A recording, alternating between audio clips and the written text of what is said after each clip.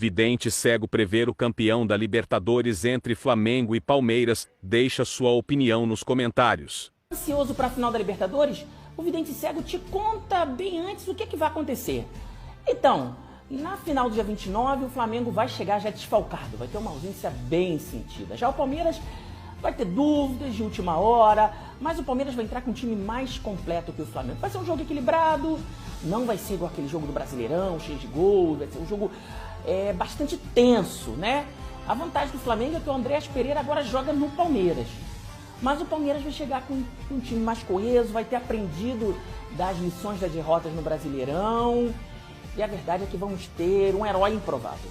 O Palmeiras vai ser campeão com placar mínimo, ou no final do tempo normal, ou na prorrogação, de um cara que não se espera. Isso é o Vidente Cego tá falando pra vocês. Final da Libertadores como essa, você nunca viu, e nem eu. Tchau, tchau.